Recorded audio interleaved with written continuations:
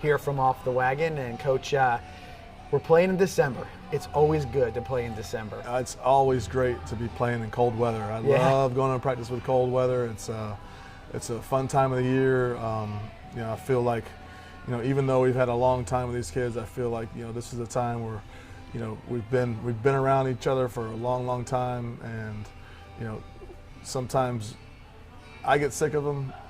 I'm sure they get sick of me, but it turns out to be, a fun time right now, because we kind of know, the longest we have together with these kids is 3 more weeks. Yeah. And there's a finality to it, no matter what happens. Yeah. So you got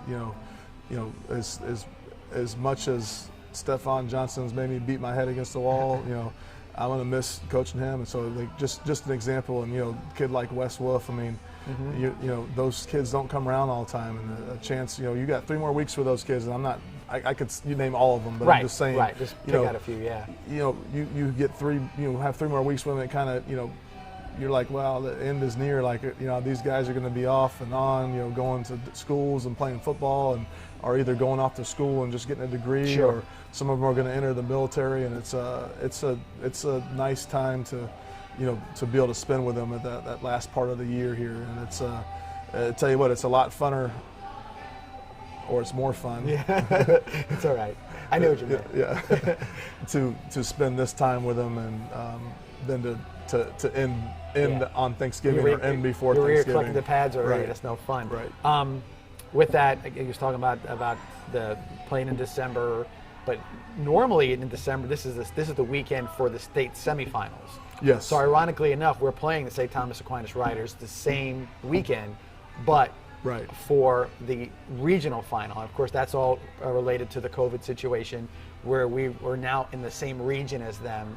A smaller amount of teams, but again in the same region, and so we're playing them a round earlier, but on the same weekend. Well, it's actually a larger number of teams than normal, because that's why they had the playing games. The playing games. So it's actually the playoff bracket, as far as the amount of people in the playoff bracket, is much larger than usual, except for the South Florida part of it, because most of those South Florida teams dropped out. Right. So then we got kind of pushed, since we're Region 3, we kind of got pushed to the bottom region, and other teams kind of got pushed down. So, in all actuality, we're playing, and I told the kids, in my opinion, is this is state championship game number 1. This is the level that it's at. It's always been that way, especially with the team we're playing. Again, we've talked about their talent level year after year. I think it fluctuates, but it never goes below a certain line. Right. It's not like all of a sudden they have a year it's a rebuilding year. It's never a rebuilding year. I want to say they haven't lost I don't think they've lost a playoff game at home in more than 15, 16 years. I have to look, but I think it's whatever you said last year. It's one more year and so many more games. Yeah, that's how it works. It's an incredible number, and to have the opportunity to do stuff like that. I mean, that's what Venice does. I mean, that's why we play IMG. That's why we play. The St. Francis is. So we embrace the challenge. We embrace going in the games knowing that, hey, this other team, St. Francis and IMG and the team we're playing Friday, they don't play by the same rules that we do. No, we have an umbrella of rules like, hey, this is what you get, and you're playing with these kids. And one of them being IMG, they don't even care about the rule. Or St. Francis. They're doing their own thing. Well, they don't play by the same rules, and they acknowledge it, and they don't join the state playoff series. Right, and by the way, IMG, that part of their deal was you can't play in the state because and I think that goes back to the whole how things are kind of happen. You get grandfathered in, and I was talking to somebody the other day about St. Thomas and how at one point in time they were a 1A school at one point in time. Now you went from a 1A Catholic school to a 7A national power. That's I don't know if you want to say it's impressive, but it's an accomplishment in some way or another, because I want to say I've heard they're the largest Catholic high school in the country, and they probably have as much room on a campus as this set we're on right now. It's like it's the dinkiest little piece of property you ever saw for any 7A school you can imagine. It's just kind of going up parking lots that are, sort of multi-tiered, multi-level. So it's interesting concept as to what they have there.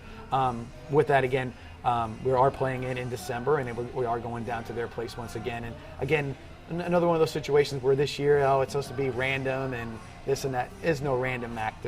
Let's just talk honest, everybody. There's nothing random about any of this. Yeah, we know. They're gonna get what they're gonna get because listen, they're the apple of the FHSAA's eyes.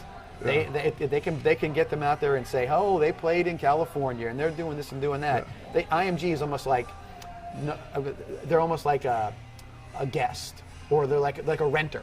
Right. Great renter, renting a spot out in Bradenton. Right. They play a national level, but this is the one that they love to showcase them. And hey, you know what? As long as you're playing well, we can sort of make things happen your way. It's just an uncommon occurrence. Yeah. Even we went to the point system, and it's like, oh, we got to do this for this points. Like, oh, what do you know? They got it again by half a point. You know. Yeah. So I mean, we like I said, we feel good. We feel good about our team and how we're playing.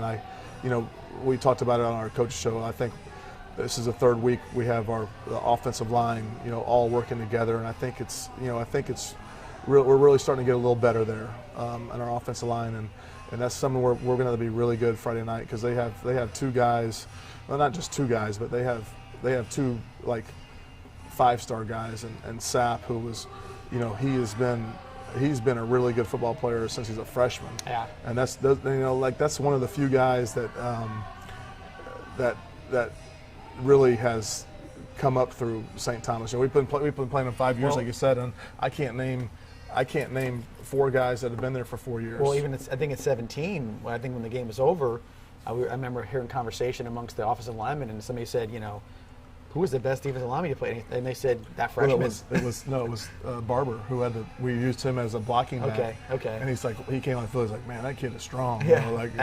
At 14. Yeah. Like we're like, we know. Yeah, no doubt. And then they got a kid that DN that's committed to Alabama, number 15. I can't tell you his name. I'm not good at that, but I can tell you his number. Yeah. He's 15. He's committed to Alabama. He was at American Heritage since the 4th grade, and then all of a sudden he decided to transfer.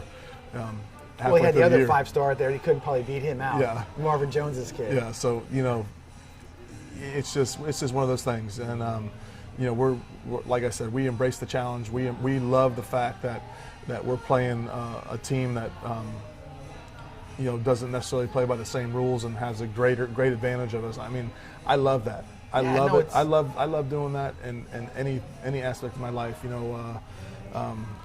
So I love that challenge, and I think the kids that come to Venice understand that challenge. And there's some kids that can't make it at Venice. Whether they can't handle the mental toughness of it, the mental toughness of practice. Maybe they can't handle the mental toughness of running a 300. Right. So we're gonna.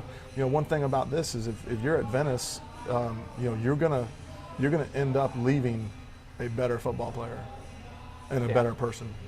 And look at Forrest Lamp, a kid that was 220 pounds and just believed in the process, and he's in the NFL right now. Right. And that's the thing. So you're looking at it, like you said, you're right. We're talking about this game. It's going to be. We're smiling about the process. We're smiling that we're playing them. It's not like you just said, oh, yeah. Right. I wouldn't want it any other way. No, that's where you want to go. You want to go through that wall, whatever that may be. And you're right. It's a different way of doing things because you have to do it that way. It is about starting from a certain spot and building and having again somebody who's not popping off the page as a regular. And don't get me wrong, we've had players, don't get me wrong, that have from the get-go, we still do, that pop off the page. But it's the process of learning how to do things the right way. Well, you walk into our weight room, and what's it say right there before you walk in? Tough love in effect here. Right. We are not going to accept you as who you are, but we are going to show you who you can be. Right, and you would hope that lesson goes it's constant. Right. It's not like every day. You walk in the door in 9th grade and you're like, oh, this is then, but it doesn't happen all the way through. It's a constant message, and I think that's right. Consistency. A lot of times people think, oh, there's a lot to consistency, because again, especially if the effort's here, then it's consistent. It's hard to if you can sustain that, you're doing something special. the best, it's kind of strange. The best way I compare this to, and if you can envision this of University of Florida saying, you know what, I want to drop down to lower division. Right. I want to play a 1AA schedule this year. What fun would that be? No. Like, hey, you ran through it and you won a national championship in 1AA. What's that mean? Right. What does that mean, really? So that to me, we're the guys playing Florida on the 1AA scale, and what's it mean if we beat them? It's huge, right? And it's an accomplishment. And I talk about that all the time too. I said, there's certain games you remember. Yeah. And this is the games you remember. Right. Whatever the outcome may be, you talk about this. That'll be burned in your memory as a player. That this is the game that you went out and did something special. If that's that's what happens. And even if you don't, whatever, it's still the preparation and how you got to that point. The process. The process. Exactly right. Exactly and that's like like IMG coming down and beating Venice. Like, all right, well, I think you're supposed to do that. If you don't do that, like, there's something wrong. There's something wrong here. Well, you think about what happened with if IMG does lose to somebody. That's maybe not even Venice. Right. Some other version of them, they're not happy about that. No. Because that means they're not going to get the headline, 4 games on ESPN next year. But I just never really understood. I never really understood that the lack of or the running from the competition. But it is what it is. We're going to run to it. We're going to run to it. And a lot of that, John, it's a different culture and different world out there in a lot of cases. You're sort of in some cases it's not so much. You can talk about team, but are you a team in so many ways? Right, I mean, you and I can say, hey, let's go play golf. We'll be a team tomorrow. It's not really how much have we prepped together. Right. It's an individual situation. You play your game, I play my game, and hopefully everything works out the same way. I think sometimes that's not the same building process. It's just a little different. No, it has to be different. And but anyway, we are, like I said, we have some very good football players. We have we're a talented football team. We have 2 corners that are committed to Michigan State. We have, in my opinion, has to be one of the best tight ends in the country, and Wes Wolf and Charles. I was talking about Chuck Brantley and Stephon Johnson at corners, and Stephon Johnson. Who knows what he is when he gets to college? I mean, they may say, hey, buddy, we want to try to get the ball in your hands because he's special with the ball in his hands. So, he may be a wide receiver before it's all said and done. He's going. I would say, project him as a corner. He's an athlete. Yeah. And then you look at somebody as an athlete and you say, okay, once you see his talent level, you're like, let's get him on the field somehow. Yeah, get him the ball somehow. Yeah. I can see him playing defense and them still trying to get him the ball. Well, Trey Burton went to Florida as a quarterback, and then they were going to switch him to safety. There was a kind of talk after Urban Meyer left, and Charlie Weiss, who's been around a long time, said, "You want to take the ball out of that guy's hands?" He's like, no, he's not. We don't want him. He's not going to defense. He's staying over here because we're going to find ways to get that kind of guy the ball. So you probably see the same in the same situation. All right. So again, game Friday night. By the way, it's 7:00 kickoff on Friday night. So everybody out there, maybe you haven't heard that yet, but it's a 7:00 kickoff. So if you see it, don't think it's wrong because it's been wrong before. Max Preps has put it out there. Our game's at 6:00 and 5:30 and all the different times, but it is definitely 7:00. Will not be live streamed by us. It'll be live streamed by the NFHS network. And I think you can go on the FHSAA.com website get the link. to get the link on that. We'll also post it. I'll post it to the link on Twitter on the football page and my page and get that information to you. And another thing with that is they're only going to give 2 tickets per player. So, so the families, mom and dad or whoever is coming for that game, there's going to be 2 tickets available per player Friday night. Yeah, so like I said, so fans that have been traveling with us and following us for years and different, this is not the game to go to because it's not going to be, you're not going to get access, and I would not see anybody take a 3-hour drive to nowhere and not be able to get in. So just try to plan on being watching us on live stream, and I think it's a good live stream. I've never actually seen an NFHS production. I have. They're pretty good. I know they've got to be decent enough because that's the state partner with that. Okay, real quick, we're going to take our 1-minute break here in the podcast, come back and finish up our conversation about Friday night's game. See you back here in 60 seconds.